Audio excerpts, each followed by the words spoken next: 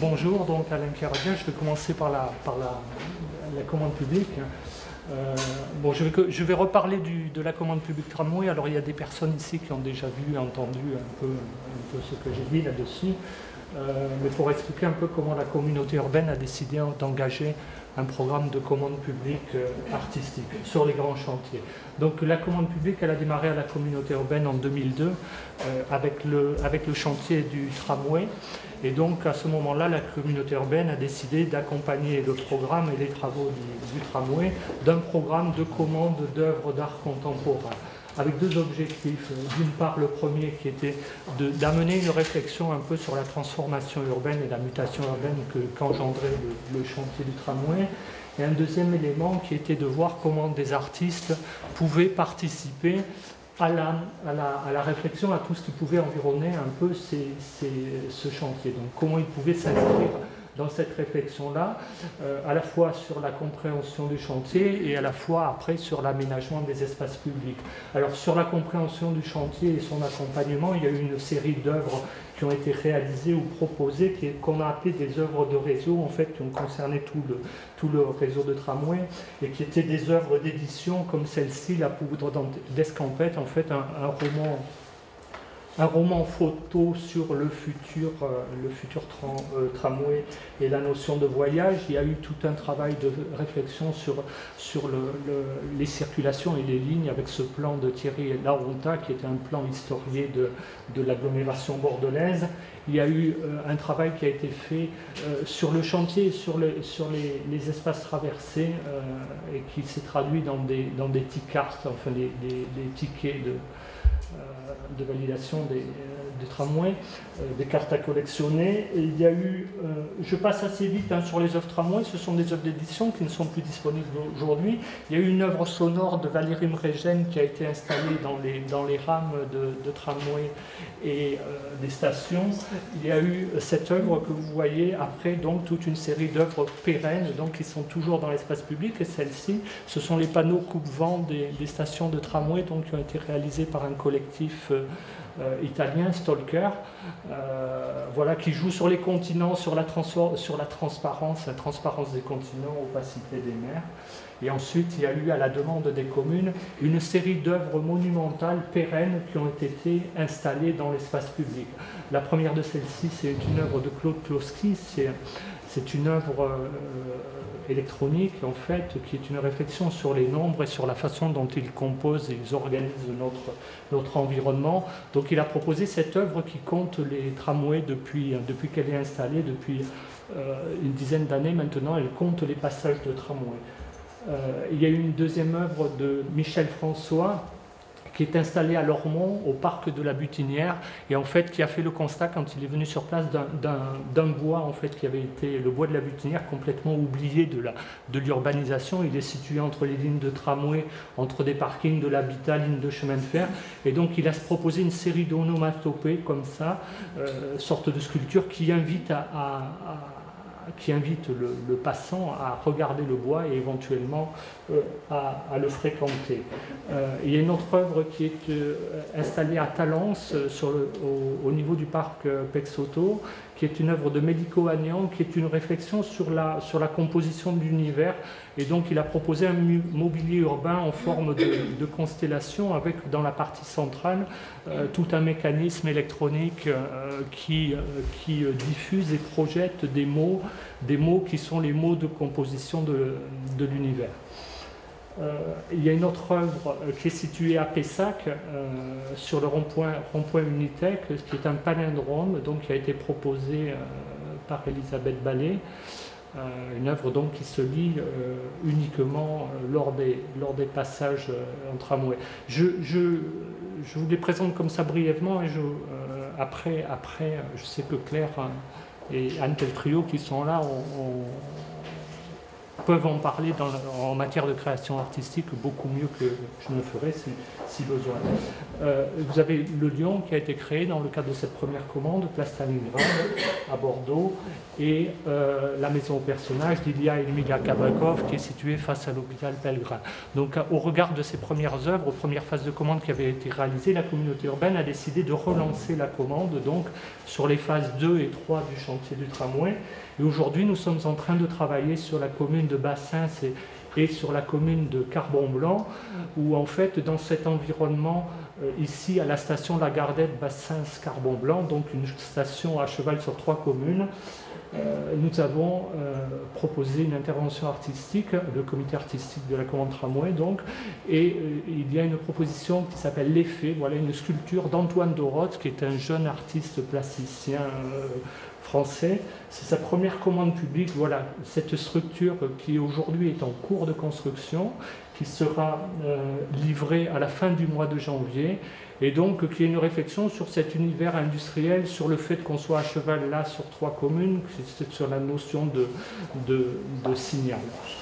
Voilà, cette œuvre est accompagnée en matière de commande publique d'une bande dessinée de fiction réalisée par Winchluss, un auteur de bande dessinée donc, qui s'est installé à Bordeaux, dont on reparlera aussi tout à l'heure si vous le voulez. Donc on travaille sur une autre œuvre de commande qui est à Bègle, ici sur le secteur du Dorat, donc en fait le secteur gare de Bègle. On est en limite de la cité du Dorat, sur des franchissements routiers et ferroviaires, dans le croisement dans ce secteur qui est en restructuration, puisqu'on va avoir là ce qu'on appelle un pôle multimodal, avec toutes les connexions tramway, train, bus, etc. Et là, on travaille avec l'artiste Pascal Convert qui a proposé de travailler dans le garde-corps du pont tramway qui va être construit à cet endroit. Et il a proposé de décliner une phrase de Roland Barthes: commence alors la grande lumière du sud-ouest, donc une phrase lumineuse inscrite dans des plaques de verre qui vont constituer le garde-corps du pont. Voilà, commence alors la grande lumière du sud-ouest, c'est à la fois un hommage à la littérature, à Roland Barthes, une réflexion sur ces lumières du sud-ouest et sur le voyage dans le sud. Ces écrits de Roland Barthes, c'est un hommage également au quartier des Dorats à côté. Le quartier des Dorats, c'est l'histoire cheminote de l'agglomération bordelaise, toute l'histoire de la SNCF est là, et c'est en même temps une sorte de porte. On est sur la voie qui va vers le sud, la voie de chemin de fer. C'est une sorte de porte, on est au cœur du quartier, du futur quartier euro-atlantique. Voilà, donc Pascal Convert, quelqu'un qui travaille beaucoup sur les questions de mémoire et de réflexion sur la mémoire. Voilà, ça ce sont 2 œuvres qui sont en cours de réalisation. Celle-là sera livrée en août 2013. On travaille en ce moment également sur Mérignac, sur une œuvre tramway sur la place Charles de Gaulle à Mérignac. Elle est en discussion en ce moment, je ne peux pas vous la montrer. Elle sera très certainement réalisée dans l'année 2013. Travaille également sur Floirac-Gravemont, un secteur ici sur le haut de Floirac, sur lequel il y a une proposition d'intervention artistique sur ce parc urbain, à cet espace vert. On est vraiment sur des problématiques urbaines en cœur de quartier, ici avec une très forte, on fait une résidence d'habitat social juste derrière, un centre commercial qui est voué à démolition sur la gauche, et puis toute la fréquentation tramway de ce secteur de Gravemont. On est dans des discussions aujourd'hui sur le projet, on se passe tout seul. Donc, commande tramway, on avait les œuvres que vous avez vues, celles qui sont en travaux, et l'objectif donc c'est de travailler sur toutes les communes qui vont être concernées par le tramway. Donc on est engagé aujourd'hui sur les communes de Bruges et Blanquefort une commande artistique qui va démarrer au mois de janvier prochain pour 2 œuvres à Bruges et à Blanquefort, et on va engager le travail sur la ligne D, donc qui va aller des Quinconces jusque là-bas au Haillan, donc avec chaque fois des œuvres, et à terme donc un parcours d'œuvres d'art contemporain dans l'espace public à l'échelle du réseau du tramway et des 16 communes de l'agglomération. Voilà, donc le projet de commande, il manque la moitié du texte, là, oui, il est là. Je reviens donc, commande tramway, on a vu, je reviens sur commande publique artistique. L'objectif, enfin la définition de la commande publique, c'est une procédure qui a été initiée par le ministère de la Culture dans les années 50, et en fait qui associe les collectivités et l'État dans des projets de création d'œuvres, donc avec cet objectif qui est à la fois très clair, très simple et très ambitieux, qui est de contribuer à l'enrichissement du patrimoine national et du cadre de vie. C'est le premier objectif de la commande publique. Donc, je le précise bien pour dire pourquoi la communauté urbaine aussi, à un moment, intervient dans ce domaine-là. Et l'objectif parallèle à celui-là, c'est de mettre à la disposition des artistes des moyens exceptionnels de travailler sur des projets et des œuvres innovantes ou inhabituelles. Donc c'est en ce cadre que c'est important aujourd'hui au regard de la dimension métropolitaine. On resitue donc ce programme de commande dans le cadre du projet métropolitain avec l'ensemble des grands travaux urbains, et cette décision qui a été prise de la communauté urbaine, c'est en fait de généraliser le principe de la commande aux grands travaux urbains. Donc aujourd'hui, ça a un intérêt dans l'aménagement et des projets urbains. Alors j'ai quelques photos qui ne sont pas très bonnes d'œuvres qui sont à Bordeaux, mais pour expliquer un peu la diversité des approches qu'il est possible d'avoir et comment on peut faire que ces œuvres et ces projets entrent en résonance avec les projets urbains et justement avec les problématiques métropolitaines. Là vous avez l'œuvre Res Publica qui est aujourd'hui implantée sur les bassins à flot, sur les silos des bassins à flot à Bordeaux. Vous avez dans les types d'intervention, je vous ai mis ce projet d'un auvent qui a été construit à Pessac récemment par la nouvelle agence et qui associe un travail artistique de Laurent Ledunf avec ces sculptures là que vous voyez. Je vous ai mis pour illustrer un peu ces diversités de la commande artistique, ici la possibilité de travailler sur des questions de graphisme, ici c'est un travail qui a été fait après Liboer, pour la possibilité d'engager des travaux sur l'espace public de ce type, la possibilité d'avoir des réflexions sur du design et du mobilier. Vous avez des possibilités de travail photographique pour tout ce qui est enquête et travail de terrain sur le social, sur l'urbain. Vous avez des réflexions comme ça, Gilles Clément, que j'ai noté, qui est au-delà du jardin, qui sont la portée des réflexions sur ce qui a été la loi d'interdiction des purins d'ortie dans l'agriculture. Donc toutes des démarches militantes et politiques.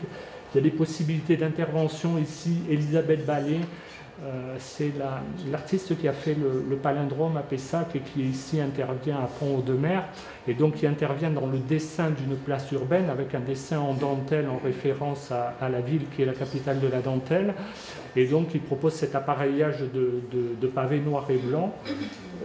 Des exemples de commandes qui sont un peu connues d'éclairage, beaucoup de commandes artistiques en éclairage, des commandes qui ont trait à la fois à la sculpture au mobilier urbain ici sur le tramway de Mulhouse avec Daniel Buren, des commandes comme celle-ci à Nantes dans le cadre d'Estuaire qui sont au-delà de l'œuvre. C'est aussi des réflexions qui sont portées sur des problèmes. Ici on est sur des problématiques d'envasement des affluents de la Loire, si je ne me trompe, de la Loire, oui, et donc cette sculpture qui vient un peu à la fois réfléchir les questions artistiques, mais les questions de nature problématiques après de politique d'envasement des affluents de la Loire.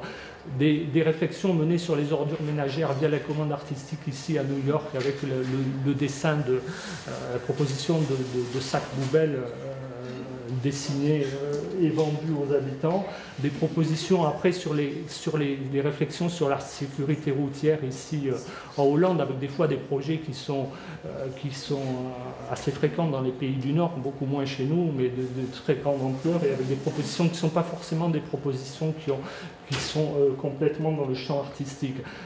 Mince, il y avait celle-ci, je passe très vite, ça s'emballe de l'ordinateur, pardon, normalement. Celle-ci, je vous la montrer c'est un artiste avec lequel nous avons commencé à travailler, Jochen Gers, qui propose ici dans un quartier de Dublin une réflexion sur l'aménagement des espaces verts, et en fait sa démarche c'est d'aller vendre des arbres aux habitants du quartier social, et de proposer aux habitants d'offrir les arbres arbres à la municipalité pour que la municipalité aménage les espaces verts. Donc c'est un projet qui a duré qui dure encore sur plusieurs années et qui aujourd'hui a amené la plantation de 800 arbres dans la ville et toute une réflexion après sur le suivi, l'entretien, les problématiques de nature. Donc voilà, ça ce sont des approches très différentes, très disparates de la commande artistique, sachant qu'on peut être dans l'espace public, dans des œuvres en art plastique. Aujourd'hui, on peut travailler sur de la vidéo, on peut travailler sur de l'internet, on peut travailler de la photo, de la musique, toutes les possibilités sont ouvertes. C'était les différences, et il y a une deuxième problématique des commandes publiques, et aujourd'hui sur lesquelles on réfléchit aussi, qui sont les grandes commandes publiques, donc qui sont des œuvres de création dans l'espace public, mais qui en plus de leur réflexion sur le paysage ou sur le site sur lequel elles sont implantées, sont intéressantes du point de vue des collectivités, puisqu'elles participent aujourd'hui du rayonnement des collectivités. Toutes les histoires de marketing territorial, de rayonnement, donc qui permettent de réfléchir ces projets. Il y a des œuvres d'Anish Kapoor, enfin de Louise Bourgeois, que vous connaissez tous, mais qui sont aujourd'hui devenus des projets importants dans les villes dans la singularisation des métropoles, des grandes métropoles. Voilà, donc cette double réflexion de possibilité de travailler à l'échelle du territoire et à la fois sur des œuvres de dimension, pour dire qu'aujourd'hui la communauté urbaine, après la commande tramway, a engagé une commande artistique sur le fleuve. Elle est partie des projets de franchissement, des ouvrages du pont Bacal en Bastide et du pont Jean-Jacques Bosque, possibilité d'engager des commandes artistiques sur ces ponts. En réfléchissant sur ces ponts, on s'est dit qu'on pouvait réfléchir un peu plus largement et réélargir la problématique des franchissements à la question du fleuve dans sa dimension métropolitaine. Donc aujourd'hui, il a été décidé de réfléchir une commande artistique qui concernerait toutes les communes riveraines du fleuve, c'est-à-dire 11 communes entre Ambès et Villeneuve-Ornon, et de voir sur quelle thématique et sur quel territoire il serait possible d'intervenir dans le cadre de commandes artistiques. Voilà. Ça, ce sont les œuvres, c'est la partie commande artistique. Tout cela étant réfléchi en matière d'intégration, je vais dire, dans un tissu culturel local, d'agglomération. Et donc, on essaie de faire en sorte que les projets que vous avez vus, quand j'ai montré tout à l'heure l'œuvre d'Antoine Doroth sur la station Bassins, La Gardette, vous avez vu qu'il y a l'édition d'une bande dessinée. Donc si je prends cet exemple-là, l'œuvre d'Antoine Doroth, c'est une œuvre qui est fabriquée par Zebra 3. Donc Zebra 3, c'est à Bordeaux, c'est le collectif Paulin. Winschluss, c'est les requins marteaux. Et avec cette œuvre, on essaie de travailler aujourd'hui, d'amener un programme d'accompagnement avec l'association Passage à l'Art, qui est installée à Carbon-Blanc, où aujourd'hui on a ce centre, ce lieu d'accueil de la bande dessinée.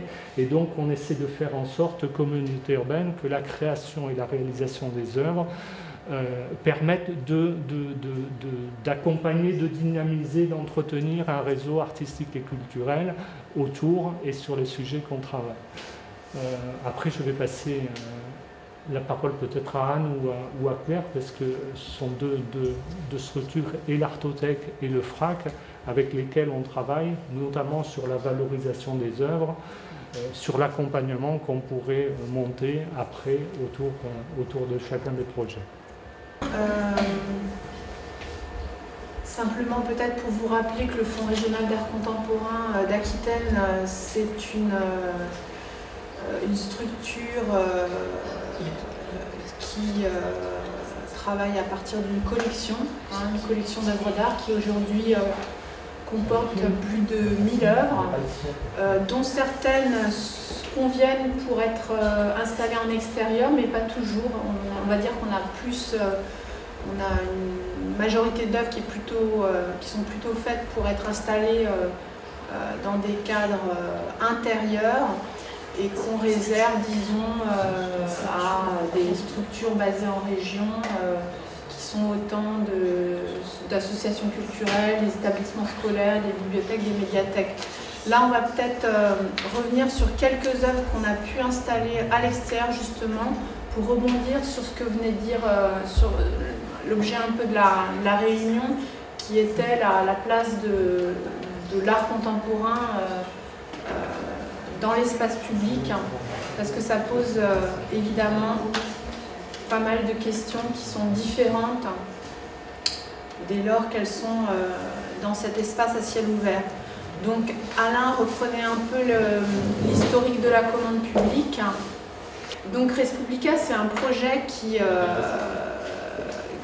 a été impulsé en fait au moment d'Evento, dans sa première édition, menée par Didier Faustino, et qui est venu nous voir, FRAC, pour concevoir un projet original. Et nous étions déjà en discussion avec Nicolas Millet, un jeune artiste bordelais, sur un projet d'exposition monographique dans nos murs. Donc on avait envie en fait de rebondir avec lui sur un projet à l'extérieur.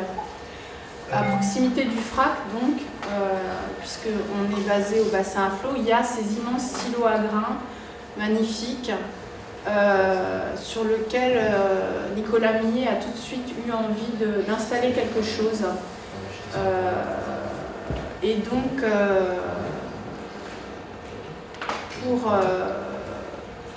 pour aboutir à Respublica, Nicolas Millet en fait avait un cahier des charges très très précis de la part d'Evento, qui était à la fois de travailler sur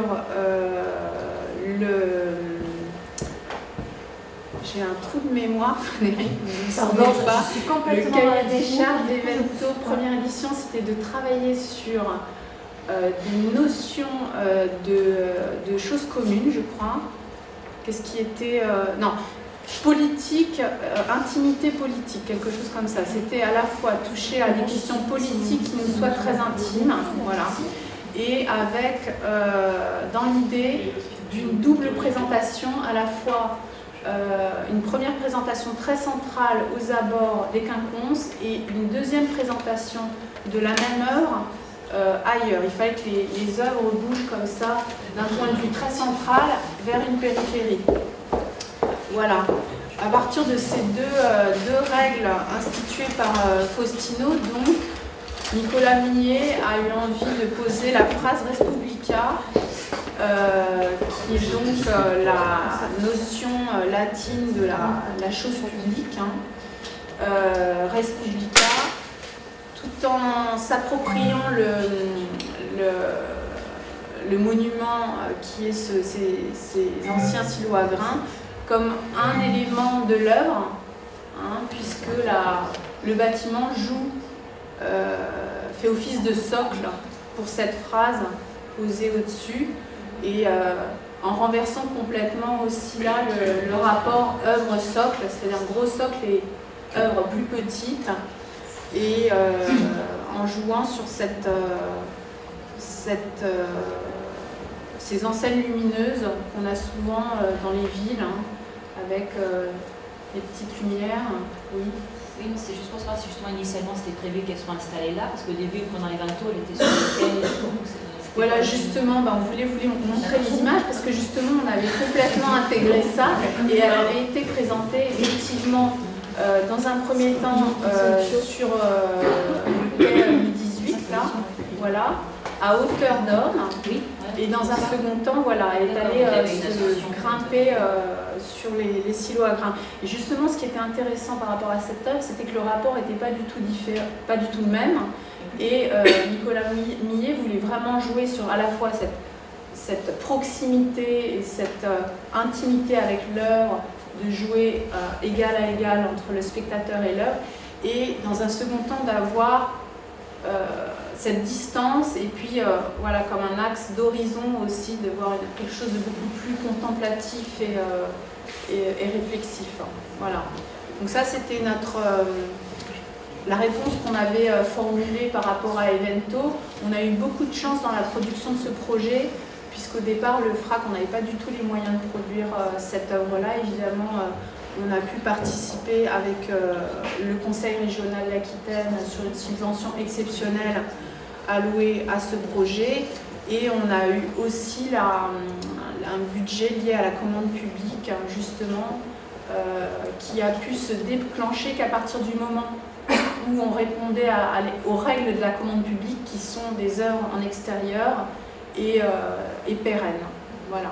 Donc aujourd'hui, Respublica appartient à la collection du FRAC Aquitaine et en dépôt à la Cube. Voilà. Aujourd'hui sur les bassins à flot, peut-être demain ailleurs, on verra. Voilà. Alain, si tu as des choses à ajouter, non? Non. Non. D'ailleurs, par rapport à ta présentation, Alain, dans la série de commandes que tu as montré, il y avait un rapport à l'écrit qui avait été vraiment recherché par le comité artistique de l'époque, hein, qui n'est plus tout à fait le cas aujourd'hui avec le nouveau comité. Et c'est vrai que du coup que cette œuvre-là fonctionne aussi en réponse avec cette première phase de la commande publique, avec le palindrome d'Elisabeth Ballé, les anomatopées de Michel François, le T de Kloski, hein, qui est autant le T de tramway que le T de temps, le temps qu'il faut aussi pour compter tous les tramways. Voilà. Ah ben on y arrive. Non? Ça remonte un peu, quoi. Ça remonte. Donc Respublica, on est là. Voilà, on était là.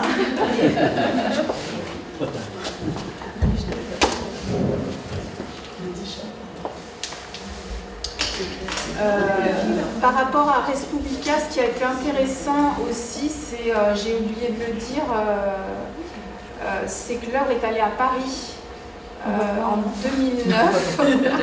Il faut aussi imaginer donc Respublica sur la colonnade du palais de Tokyo. Voilà. Bravo. Le site. Donc voilà. Vous allez un peu vite. Mais c'est lancé. Ouais. Vous voulez que je revienne sur ça? Non, alors ça c'est le palais de Tokyo, hein, puisque en 2009, le musée d'art moderne de la ville de Paris et le palais de Tokyo ont organisé une exposition en commun autour de la scène artistique française, la jeune scène artistique française, et l'œuvre qui faisait le pont entre ces deux musées, donc à gauche le palais de Tokyo et à droite le musée d'art moderne de la ville de Paris, c'était l'œuvre de Nicolas Millet, Respublica, qu'on avait pu installer en haut de la colonnade et qui se voyait de très loin et de tout Paris, notamment des bateaux-mouches, hein, qui remontaient la Seine. Voilà. Par rapport à ce projet-là, aussi, on vous a apporté un journal qui a fait partie du projet global de l'œuvre et qui s'est appelé Vox. Un journal qu'on a conçu en fait avec des étudiants de Sciences Po, École des Beaux-Arts de Bordeaux, ICAR et Sciences Po et l'École d'Architecture. Voilà. Et on va le faire circuler. C'est un journal qui s'accompagnait d'un blog aussi et qui a en fait qui a été un objet de médiation autant qu'un projet de communication, c'est-à-dire qu'on a pu débloquer un projet de production pour demander à des étudiants de s'approprier la question de la commande publique et notamment cette œuvre en Respublica. Et c'est avec eux qu'on a créé un chemin de fer et eux-mêmes rédigeant les divers articles du journal. C'est un journal qui a ensuite été inséré dans Spirit, qui à l'époque était intégré au sud-ouest. Donc ça a été une énorme diffusion. Voilà, et puis avec un blog qui reprenait aussi beaucoup de réflexions autour de la notion de Respublica et de choses publiques. Voilà. Peut-être qu'on va...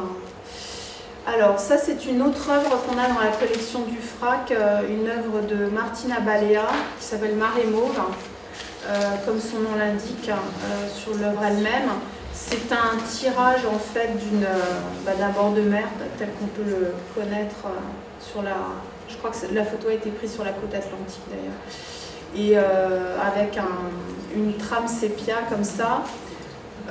C'est un tirage en fait de 4 par 3 qui est destiné à être installé à l'extérieur, voilà, dans la ville, comme ici à Bordeaux. L'été dernier, elle était à Agen. On n'a pas l'image, mais voilà.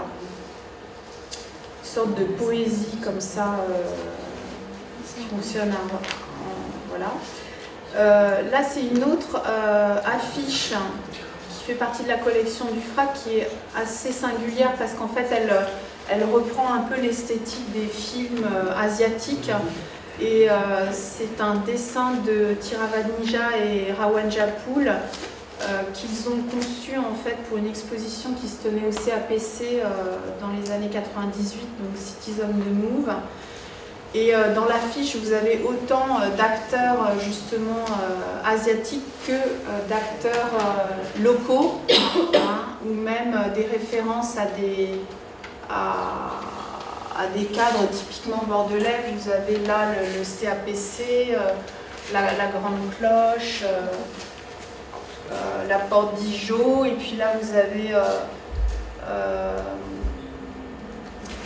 vous avez l'ancien directeur du FRAC, l'ancien directeur du CAPC, Francine Faure, la directrice des affaires culturelles de la ville de Bordeaux, là je crois Madame Bollard, je ne sais plus comment elle s'appelle, Christine Bollard, peu importe. Voilà, et ça c'était aussi une affiche qui fonctionne, enfin, qui est destinée à être installée à l'extérieur aussi. Je ne sais pas si on a une image ou une image. Une œuvre de Richard Long, là, que vous connaissez sans doute peut-être parce qu'elle a été installée plusieurs années sur la terrasse du CAPC, en parallèle d'une ligne de pierre du même artiste. Donc sur la même terrasse qui faisait comme ça, qui se répondait l'une et l'autre. Il se trouve que la ligne de pierre appartient au CAPC, la ligne d'ardoise appartient au FRAC. Et donc là, elle est actuellement en dépôt à Château-Guiraud. Donc une œuvre en extérieur qu'on pourra installer par la suite ailleurs, mais qui aujourd'hui est ici, qui fonctionne très très bien à cet endroit-là. Une autre pièce de la collection de Fabrice Hibert qui s'appelle L'Homme de Bessines, qui est une fontaine en fait sous la forme d'une petite figurine verte dont l'eau en fait s'écoule par tous les orifices, donc oreilles, nez, yeux, sexe, etc. Et à l'origine en fait c'est un projet que Fabrice Hibert avait conçu pour je me souviens plus du nom du village, mais il avait conçu 50 fontaines comme ça, de manière à ce qu'elles soient toutes disséminées dans le village et qu'à chaque coin de rue, on ne puisse jamais perdre de vue ce petit homme vert. Voilà. Donc on a un des exemplaires dans la collection et là il est présenté en intérieur, mais il peut très bien fonctionner à l'extérieur. Une nouvelle œuvre là, de France Curti qui est une tétrabrique de lait monumentalisée dans laquelle en fait on peut grimper et entrevoir des découpes dans le paysage avec des points de vue différents parce que les fenêtres sont différentes. Là elle était également installée à Château-Guiraud.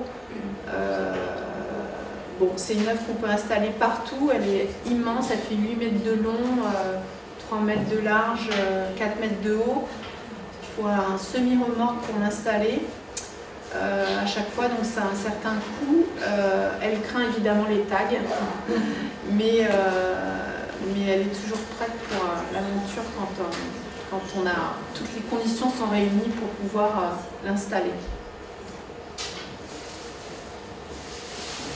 Voilà, et puis bon, ça c'était pour les œuvres donc, qui sont dans la collection du FRAC et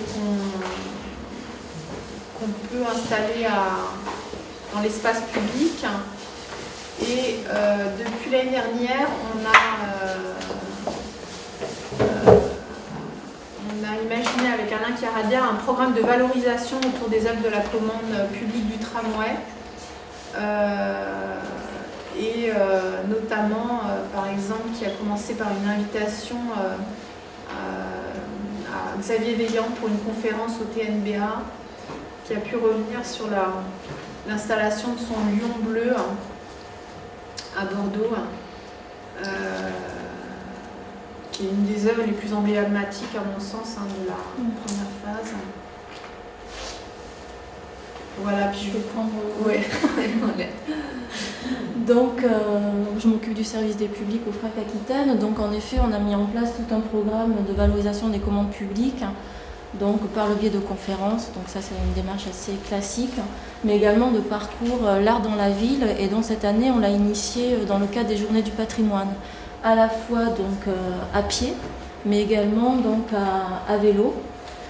Ce qui nous a permis en fait d'échanger avec, donc on a reçu environ 200 personnes, ce qui nous a permis d'échanger avec des gens de tout horizon qui connaissent ces œuvres mais sans vraiment forcément les connaître. Je pense notamment à Stalker, parfois les gens ne savent pas que ces coupe-vents sont des œuvres. Donc voilà, ça a été l'occasion de débat, tant devant les œuvres que pendant le temps du transport ou quand on attendait le tram. Voilà. Donc on a fait plusieurs parcours, donc là devant Michel François, à la Butinière. Et donc il y a également eu un parcours à vélo, donc comme quoi on peut allier parcours santé et parcours culturel. Donc devant Kloski.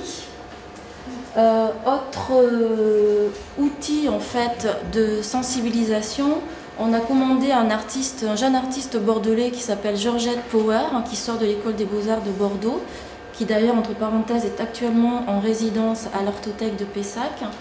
On lui a commandé une série de films sur les œuvres de la commande publique intitulés, donc il a donné le titre « Ligne Art ». Je vais peut-être pouvoir vous en présenter quelques-uns si nous avons le logiciel, et le son. Normalement, on doit avoir du son. Alors, c'est toujours sur la clé. Je vous laisse les manettes. Non, c'est un film qui est sur la clé, qui se trouve sur la clé. Donc juste pour vous parler un peu, ce sont des courts films d'animation qui durent entre 3 et 4 minutes, qui donnent la parole à l'artiste. Georgette Power a choisi un cadre précis. Il interviewe l'artiste et il le positionne en fait assis sur le banc à un arrêt de tram. En même temps, donc, il a utilisé donc il a utilisé les panneaux d'affichage comme un moniteur en fait. En même temps que l'artiste parle, il incruste des images en écho du discours de l'artiste. Et puis également, il y a un troisième niveau de lecture avec des phrases qui circulent avec des lettres LED. Il reprend tout le vocabulaire, en fait, on va dire, esthétique des arrêts de tram. Voilà, avec plusieurs niveaux de lecture et une approche assez vivante par le biais de cette parole de l'artiste. En faisant le lien, parce qu'on a beaucoup d'artistes en commun, en fait, entre la collection et le programme de commande publique du tramway, en faisant le lien entre les œuvres de la commande et les œuvres de la collection du FRAC.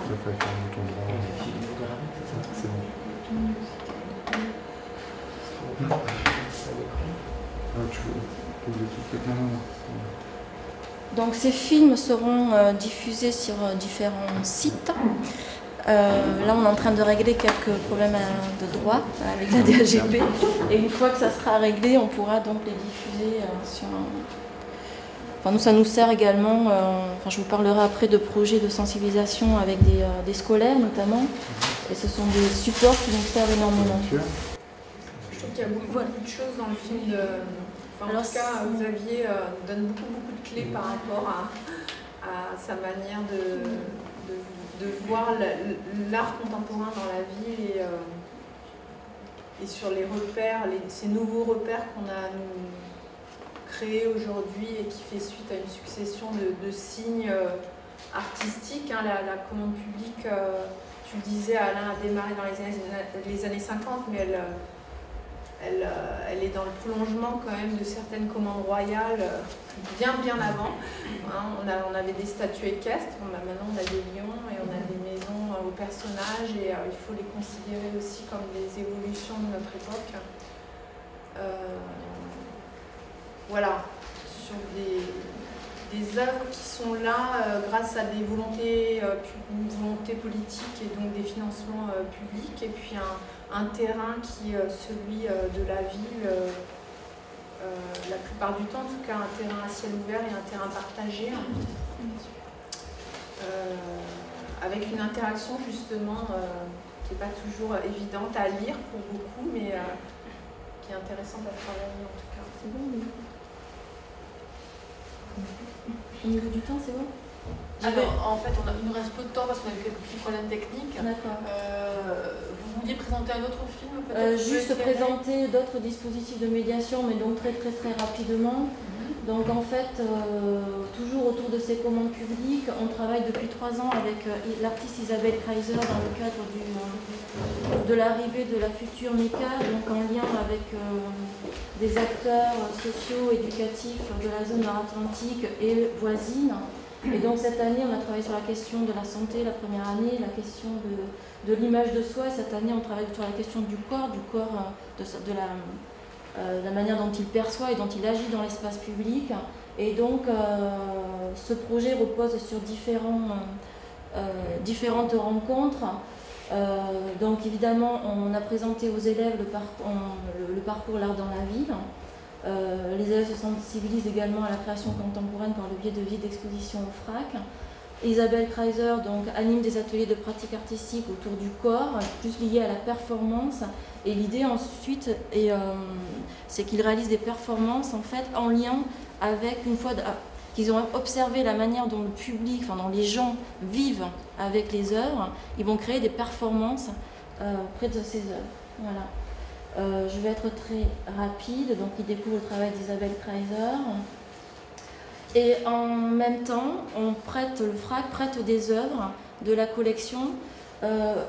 Donc les expositions s'intitulent Le corps à l'œuvre, des œuvres en lien avec cette question du corps de l'artiste mise en scène, de la performance. Donc ici, c'est une œuvre de Nathalie Tallet qui s'appelle Parole gelée. Donc en fait, on la voit dans un moniteur qui se pose dans ce frigo, et sous le moniteur il y a une espèce de goutte à goutte qui coule dans le bac, et en fait elle est en train de chanter, elle s'est filmée pendant 21 heures en train de chanter une chanson Cry Me a River devant une plaque de glace, et elle s'est filmée pendant tout le temps de la fonte, d'où se trompe l'œil avec ce goutte à goutte. Donc voilà, c'est une artiste qui revisite la figure de l'artiste comme un explorateur, qui met vraiment le corps de l'artiste à l'épreuve. Et donc c'est une sculpture là qui rend compte aussi de cette performance. Donc dans les écoles, on prête ce type d'œuvre pour sensibiliser les élèves au-delà des ateliers de pratique artistique autour de la performance. Un film de Bertil Bach qui s'intitule Faire le mur. Et c'est un film en fait que Bertil Bach a réalisé en étroite collaboration avec les habitants d'un village dans le nord de la France qui s'appelle Barlin. Et il se trouve que c'est donc un village minier et qui à un moment donné allait subir des transformations. En fait, les maisons allaient être réhabilitées, rénovées, et ce qui allait engendrer donc des surcoûts, des loyers beaucoup plus chers. Et en fait, Bertil Bach a invité les habitants à jouer des espèces de scénettes pour qu'ils se réapproprient leur territoire. Donc là, par exemple, il s'agit d'un loto qui va décider des couleurs des façades de chaque maison.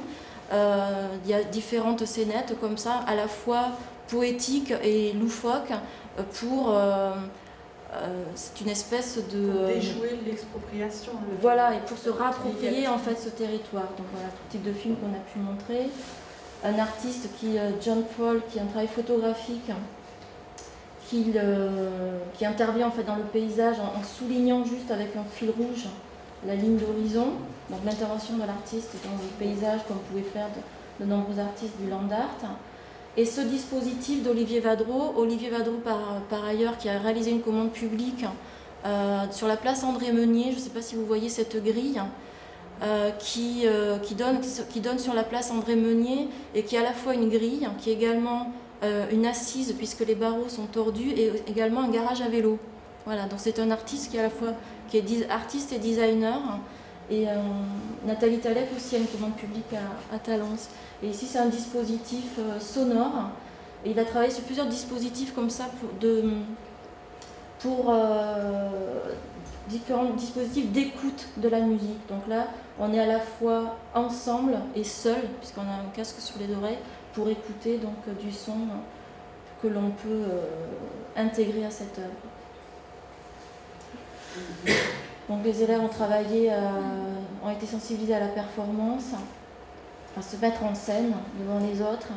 Et donc là, c'est un travail qui est en train de se faire. Donc là, c'est un travail du lycée François Mauriac, d'élèves du lycée François Mauriac, qui réalisent différents scénarios et qui mettent en scène.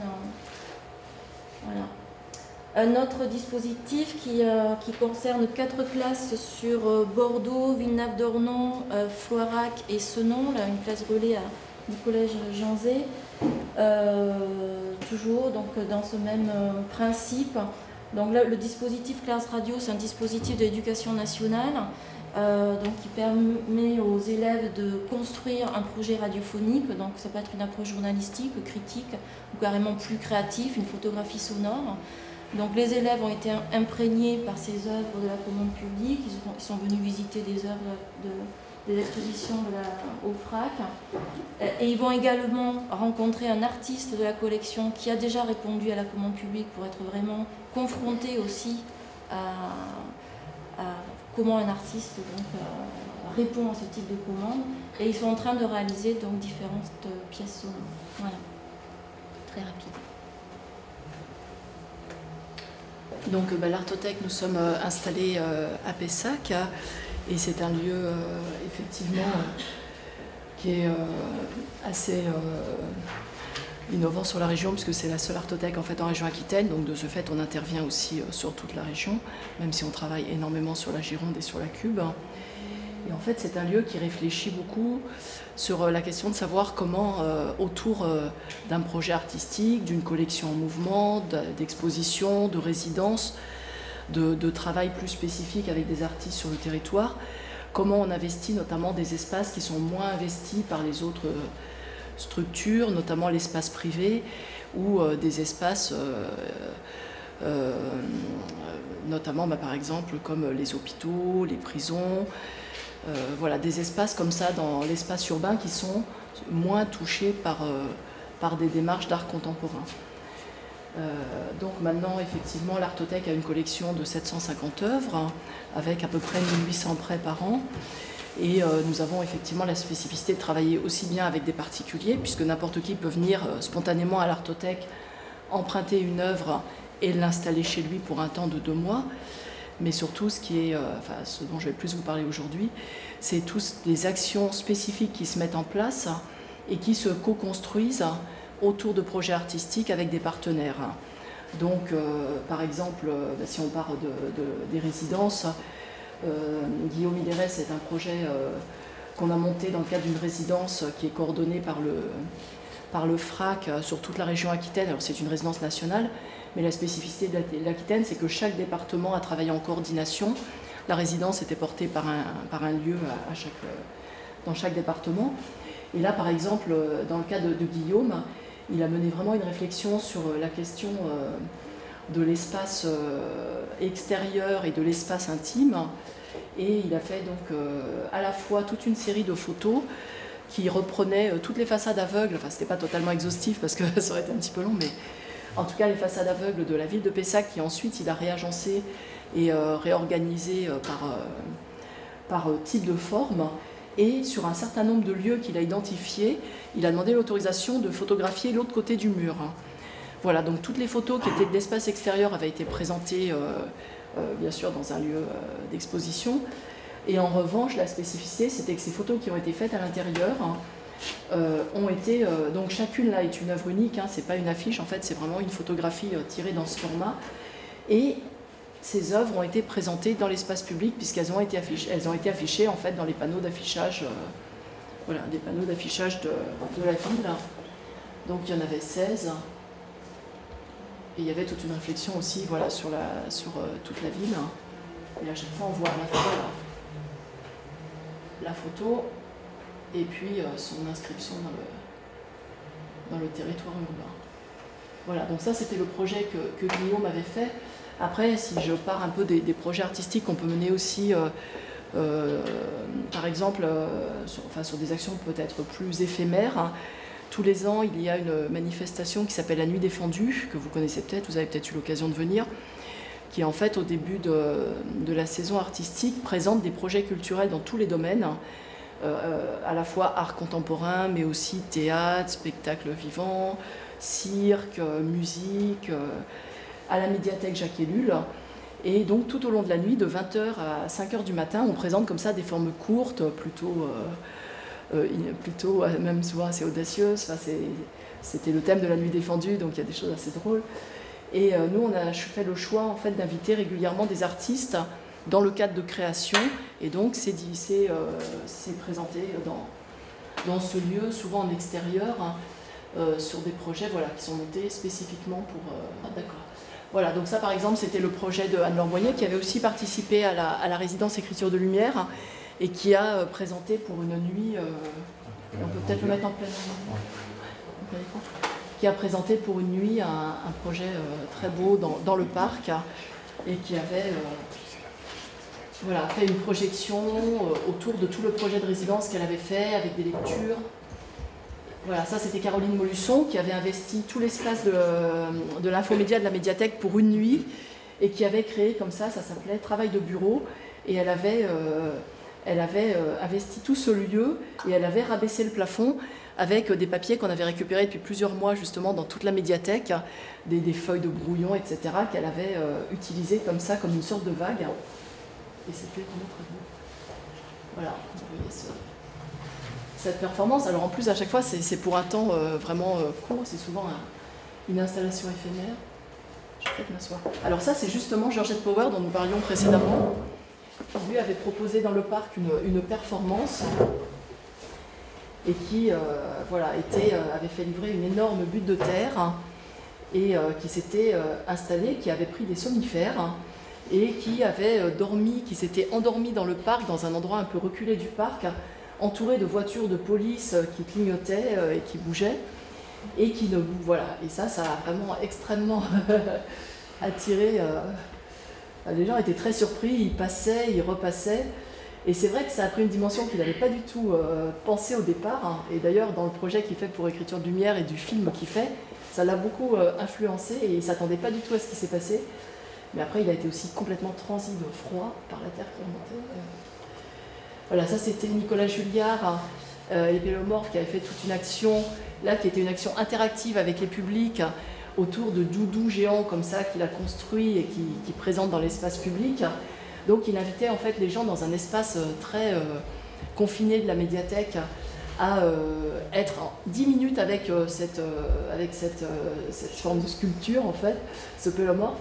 Et les gens pouvaient dire ce qu'ils voulaient, et c'est vrai qu'ils étaient assez déroutés, et en sortant, voilà, ils rencontraient Nicolas qui leur posait un certain nombre de questions selon un protocole établi.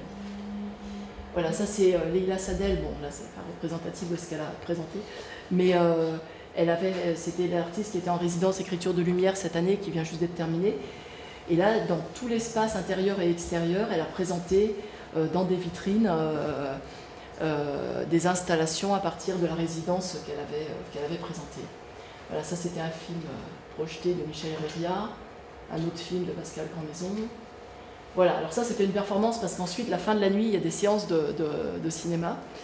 Et là donc c'était Jean-Luc Gohard qui a fait une performance qui se moque à la fois de la société de consommation et du désir des gens quand ils vont dans les salles de cinéma qui veulent des paquets de pop-corn toujours plus grands, mais ça veut dire on en veut toujours plus. Enfin, cette espèce de surconsommation qu'il y a comme ça, et qui avait conçu un énorme paquet qui était rempli de pop-corn, et qui, au moment où les spectateurs arrivaient, essayait de rentrer dans la salle avec son paquet.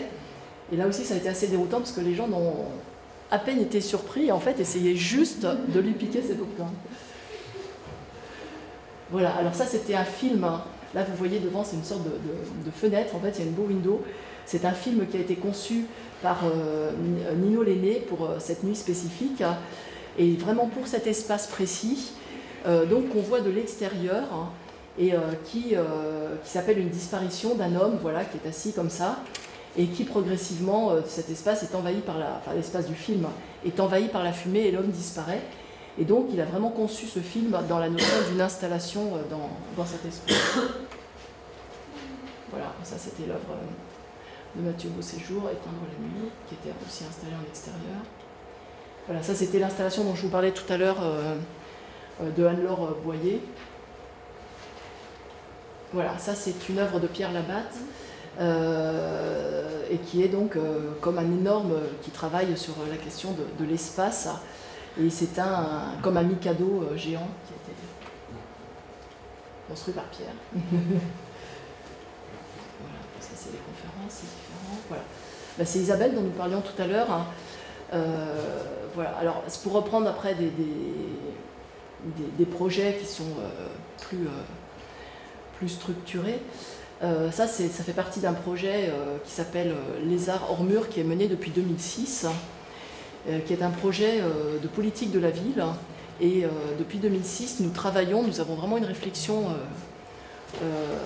assez poussée autour à la fois de la collection, des expositions, pour travailler dans des quartiers de politique de la ville, avec des centres sociaux, avec des associations comme l'ASTI, avec des foyers de jeunes travailleurs, et en fait autour d'œuvres qui sont installées dans leurs espaces ou de projets qu'on mène avec eux.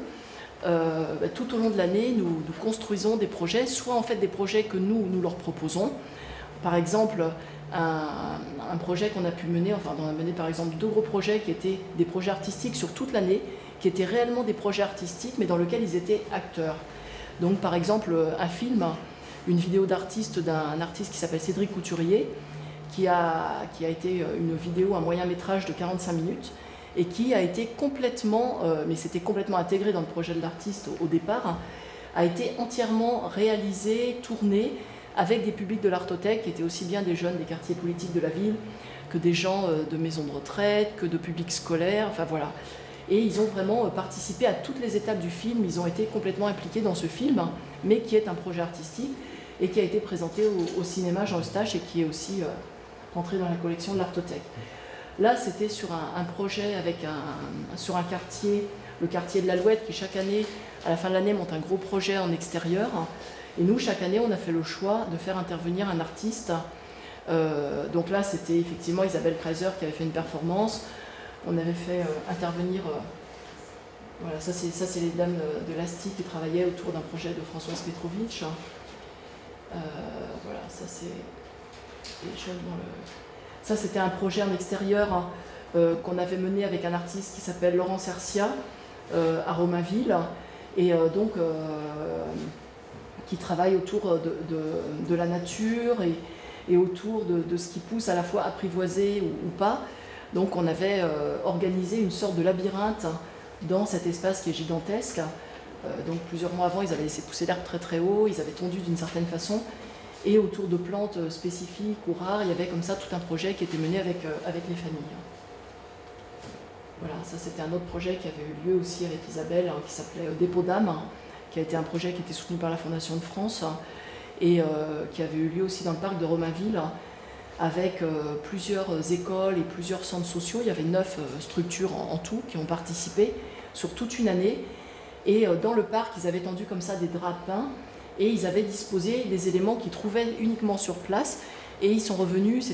C'était à la fois un travail sur la nature, sur le temps et sur la photographie, puisqu'à différents temps de l'année, ils revenaient et ils photographiaient l'évolution en fait de leur installation, et ça aboutit voilà, à la présentation aussi d'une exposition de leur travail. Voilà, donc ça c'était des ateliers qu'on avait menés aussi avec les... ça c'était Sophie Fougy, donc, qui était intervenue sur une performance dans le cadre du projet dont je vous parlais tout à l'heure avec le quartier de l'Alouette, et qui est en fait une sorte de créature comme ça de mousse, et qui fait une performance dans la forêt, et qui dure assez longtemps, et les gens sont complètement saisis, même nous en sachant enfin, que c'est elle dans ce costume, ça devient, elles se font complètement dans la nature, ça devient très étrange, et elle n'interagit pas du tout avec le public. Donc à un moment donné, par exemple, elle était roulée autour de l'arbre, elle ne bougeait plus, et là les enfants, ça a même déclenché des vraies réactions en fait de peur et d'agressivité, parce qu'ils ne comprenaient pas du tout ce que... ils étaient vraiment étonnés, voilà, qu'elles ne réagissent pas du tout à leur sollicitation. Voilà, ça c'était le film de Cédric sur Moelle, des actions qu'on mène effectivement dans le cadre de ce projet les arts hors murs avec les centres. Donc maintenant on travaille tout au long de l'année avec 10 quartiers prioritaires hein, sur vraiment des actions de long terme, aussi bien avec des œuvres qui vont dans les centres, notamment dans le cadre des projets périscolaires. Donc on travaille autour des thématiques, on choisit une thématique en fait dans les expositions qui sont présentées à l'année à l'Artothèque. Et en fait ils font tout un travail, tous les centres travaillent sur le même thème autour d'œuvres qui sont choisies dans la collection lors d'ateliers, et ensuite eux-mêmes à un temps donné vont présenter tous ensemble une présentation de leur réalisation de l'année. Après, donc, il y a un projet aussi qui a pris beaucoup d'ampleur hein, depuis 4 ans. C'est un projet qui est dans le cadre d'un dispositif national qui s'appelle Culture et Santé ou Culture à l'hôpital, avec l'hôpital Bergonié, où là, effectivement, on travaille sur la mise en place dans différents lieux de l'Institut Bergonié. Donc, au départ, c'était dans le bâtiment des consultations, mais maintenant, ça s'est vraiment étendu. On travaille aussi en radiothérapie. Et depuis cette année, on travaille dans les parties collectives de l'hospitalisation. Mais voilà, ce qui est intéressant là, dans ce projet-là, c'est pas de dire on déplace des œuvres, on fait une exposition, ça se fait assez fréquemment. Mais c'est comment finalement on a pu travailler autour de cette exposition avec tout le personnel soignant. Donc maintenant, c'est un projet qui se met en place à peu près 6 mois à l'avance, avec des équipes constituées de chaque service, qui représentent en fait les personnels soignants. Je dirais ça va de l'aide-soignante aux chefs de service, en passant par les cadres de santé. Et en fait, au travers de la constitution de cette exposition, des choix qui sont faits collectivement avec eux, mais ça doit faire exposition, donc il y a aussi tout un travail de fond qui est mené, qui est aussi un travail de sensibilisation, mais c'est aussi un moyen ensuite de présenter des expositions qui sont complètement portées par le personnel. C'est aussi un temps entre eux, parce que ce sont quand même voilà, des espaces où il se passe des choses très très lourdes. Et du coup, l'hôpital a constaté que ça permettait aussi aux équipes de travailler ensemble sur d'autres champs et d'avoir des relations et des discussions d'un autre ordre, y compris ensuite dans le relais avec les patients, et de pouvoir, à la fois dans ce projet, parce que c'est vrai qu'ils ont aussi un projet d'hôpital qui est très spécifique sur l'ouverture, sur le maintien justement, en même temps que les soins d'une inscription vraiment dans la vie, dans les relations avec l'extérieur. Donc ça rentre complètement dans ce champ-là. Et la façon dont on l'aborde avec l'hôpital se construit aussi de cette façon-là. Voilà, donc un travail de fond qui est vraiment à la fois important et du coup, je vais retourner.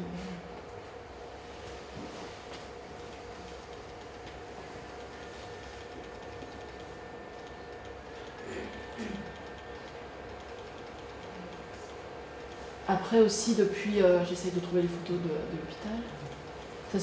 Ça c'est par exemple, j'en parlerai tout à l'heure, depuis 2 ans aussi, pour la 3e année, nous travaillons avec la maison d'arrêt de Gradignan. Et là aussi, c'est quand même très complexe de pouvoir faire rentrer des œuvres dans une prison. Parce que là, les œuvres, elles sont vraiment dans les espaces où vivent les prisonniers, donc c'est très très compliqué. Parce que voilà, c'est pas du tout... il faut trouver quand même un endroit qui soit réellement adapté à pouvoir présenter l'œuvre, donc ça c'est quelque chose de très important. Et en même temps, voilà, autour donc il y a à peu près maintenant une 15aine d'œuvres qui sont à la fois dans le bâtiment des femmes, des œuvres dans le bâtiment des hommes, et puis des œuvres dans ce qui s'appelle le CPA, c'est le centre des peines aménagées, où là il y a aussi un tout autre projet qui se met en place avec les détenus. Et autour de l'installation de ces œuvres, on mène des ateliers de médiation et d'expérimentation. Donc là aussi avec toutes les contraintes qui sont très lourdes, de travailler en milieu carcéral, de pouvoir mener des opérations. Ça va simplement de pouvoir rentrer du matériel pour travailler sur des ateliers, à pouvoir tout simplement mettre le clou pour installer une œuvre, où ça a pris 3 mois d'obtenir ça, et où on se rend compte aussi que ça génère des questions complexes en fait avec les personnes qui sont sur place. Par exemple, il y avait des gardiens de la prison qui avaient demandé des clous pour mettre des choses qui leur paraissaient essentielles et ça n'avait pas été accepté, ce qui paraît assez incroyable, mais tout est contrainte en fait. Et là, quand on vient mettre un clou, enfin installer un système d'accrochage pour une œuvre, d'emblée, ça ça entraîne voilà, une réaction de rejet et d'hostilité qu'il va falloir dépasser justement par tout ce travail de fond qui se met en place et qui peut justement se faire que parce qu'on arrive à travailler sur des projets de fond, dans la durée, dans l'échange, ce qui demande voilà, beaucoup de disponibilité, de réflexion et puis d'innovation dans la façon de mener les projets. Tout à l'heure, quand on parlait voilà, de la question de l'espace, par exemple dans le domaine, dans l'hôpital, on s'est rendu compte aussi que la façon dont on investit des espaces, que ce soit des espaces extérieurs ou des espaces intérieurs, par l'art, on n'arrive pas juste et on met des œuvres en fait, dans l'espace de gens voilà, qui vivent dans cet espace, qui travaillent dans cet espace ou qui circulent dans la ville. Et ça implique vraiment des changements. On le voit bien autour de la commande publique du tramway, où on avait travaillé, avant qu'Alain soit là, en 2006 aussi à la demande de la DRAC, avec l'association à suivre sur un premier projet, avant ce que fait maintenant le FRAC, mais sur un projet de médiation autour de la commande publique en 2006, autour de toutes les œuvres, à la fois en réseau et sur site, où on travaillait avec un certain nombre d'établissements scolaires en proximité des œuvres. Voilà, on voit qu'en fait, de mettre des œuvres dans l'espace, que ce soit des espaces publics extérieurs, des espaces publics intérieurs, ça implique en fait énormément de choses à gérer, à intégrer dans la façon dont les gens vont côtoyer ces œuvres, vivre avec ces œuvres. C'est le cas par exemple avec l'hôpital, qui est un endroit très, très lourd et très chargé, et où en fait ce qui est présent dans les espaces est porteur de sens aussi bien pour les soignants que pour les patients. Ça veut dire que quand on modifie des choses sur le plan des repères, sur le plan de la façon de vivre dans le lieu, ça a des répercussions importantes. Et nous, dans l'accompagnement qu'on fait tous, voilà, toutes les structures d'art autour des projets, on doit tenir compte absolument de ça, l'intégrer, pour arriver justement à faire émerger l'art contemporain dans l'espace public. Voilà, bon après c'est vrai qu'il y a énormément d'actions qui se mènent aussi avec les publics scolaires, avec des publics très très diversifiés, mais voilà, je voulais vous citer ces exemples. Et puis là, donc c'est à l'ENAP, l'École nationale d'administration pénitentiaire qui est à Agen, avec qui on travaille maintenant depuis la rentrée suite à l'action de la maison d'arrêt de Gradignan. Et là, c'est important justement par rapport à ce que je venais de dire, parce que cette école forme en fait tout le personnel pénitentiaire de France, du surveillant au directeur de prison, et donc de pouvoir mener des actions de sensibilisation en amont, ça permet ensuite de pouvoir mieux travailler aussi quand on est amené à travailler dans les structures. Voilà, donc toutes ces données-là, on doit vraiment les intégrer avant de pouvoir mener les projets. C'est, je pense, une bonne synthèse en fait de vos différentes présentations et qui peut nous inviter à peut-être à poser des questions en fait, sur l'importance de l'inscription des œuvres d'art contemporain dans la ville et dans nos vies aussi, donc, et comme notre quotidien en fait. Est-ce que vous avez des J'ai une question, une interrogation qui va peut-être paraître un petit peu plus triviale. C'est l'histoire de leur pérennité et donc de leur maintenance. Il se trouve que mon jeune âge fait, j'ai quand même été amené à fréquenter pas mal d'œuvres créées dans les années 60-70 dans le cadre du fameux 1%. On construisait à l'époque beaucoup de collèges, beaucoup de lycées, et on y plaquait des œuvres d'artistes contemporains sans concertation comme ça, et ces œuvres-là ne s'étaient pas du tout appropriées. Et toutes ces œuvres-là, petit à petit, n'ont pas été entretenues, elles se sont dégradées, elles ont fini, et certaines ont fini par disparaître.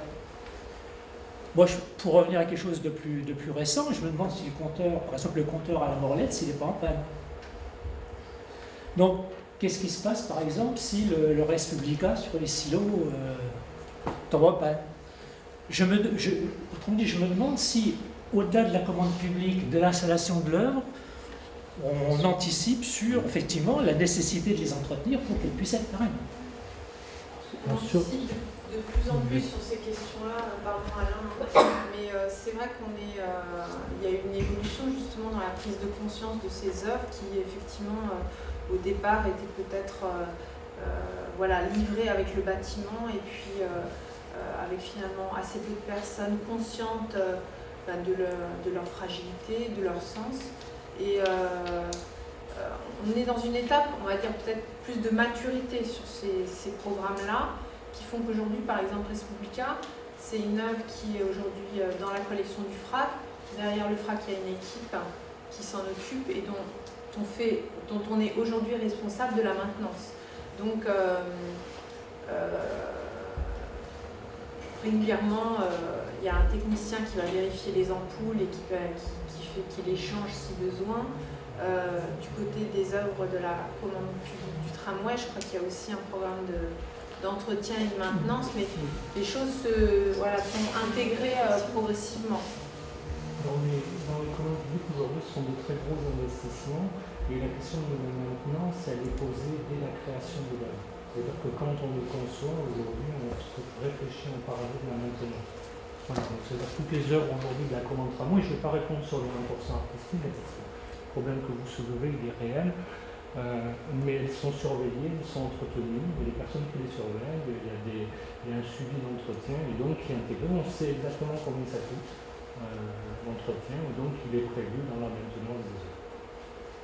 Le lion, il a déjà été première étage. Le lion est entretenu par la communauté urbaine, par la ville de Bordeaux, et après il y a des opérations de maintenance lourde, de conservation, mais qui sont programmées en fonction des dégradations, en fonction de la durée de vie des œuvres, parce que c'est un matériau fragile aussi. Voilà. Disons qu'on ne part pas à l'aveugle sur les projets, et tous ceux qu'on travaille, par exemple on a vu l'œuvre des bassins, là aujourd'hui on sait combien ils consomment d'électricité, on demande les cahiers des charges de renouvellement des lampes, etc. Et donc on a un service d'entretien qui entretient les œuvres d'art, je vais dire, comme les ascenseurs. Voilà. Donc aujourd'hui, comme tous les fonctionnements, comme les parkings, comme exactement tout le reste. D'où l'importance aussi qu'il y ait un comité artistique qui préside au choix de ces œuvres-là, parce qu'en connaissance de cause, nous on sait à peu près si le projet peut tenir la route dans la durée, si les matériaux proposés par l'artiste justement permettent une maintenance facilitée par la collectivité qui en a la charge.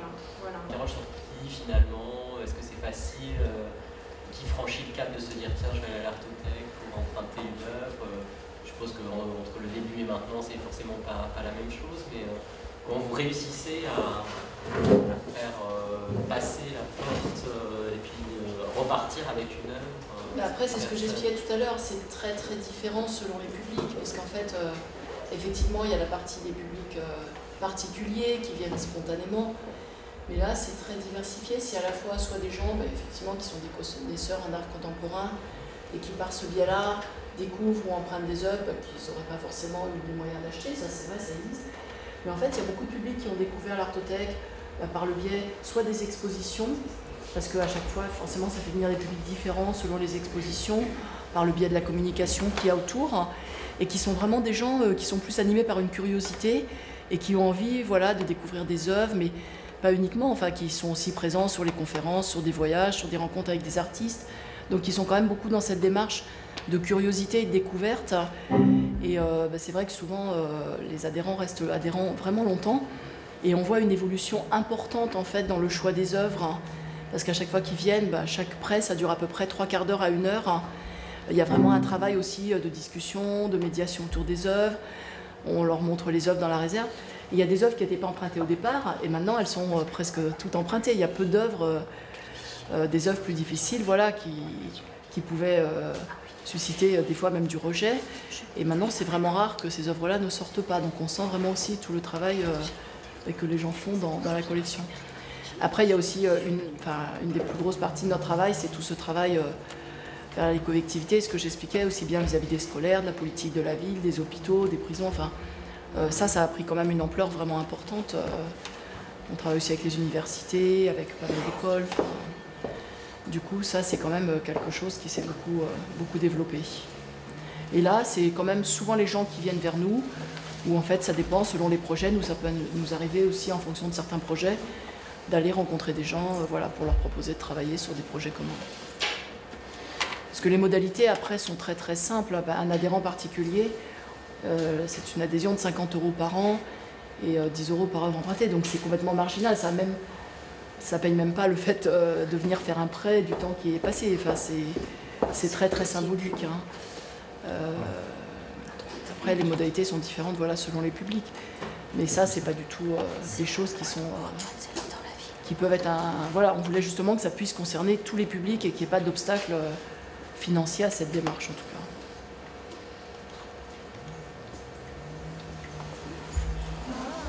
À la commande publique, quelle est la proposition du jury de sélection? Quelle est la La composition du jury de sélection. Composition, on en a sur chaque commande publique, on en a une sur, on a un jury, enfin un comité artistique sur la commande tramway et un sur le projet Garonne. Sur la commande tramway, c'est un comité artistique qui est présidé par Alfred Fagement, qui est le directeur du Musée national d'art moderne. Et dedans, on a Claire Jacquet, donc, qui est directrice du FRAC Aquitaine. On a Guadalupe Echevarria, qui est la directrice de l'école des beaux-arts de Bordeaux. Madame Hélène Lemoine, qui est amateur d'art. Et puis, on a 2 représentants du ministère de la Culture. Voilà. Et sur la commande de Garonne, on est sous l'égide de Martin Bettenot. Il est directeur du Palazzo Grassi à Venise, pardon. Et on travaille avec Catherine David, qui est une commissaire d'exposition, Charlotte Aubard, qui est la directrice du CAPC à Bordeaux, on a Natacha Petressin-Bachelès, qui est directrice des laboratoires d'Aubervilliers. Voilà, ce sont des experts en art indépendants, autonomes, indépendants de l'institution, et généralement présidés, enfin animés par une personnalité du monde de l'art.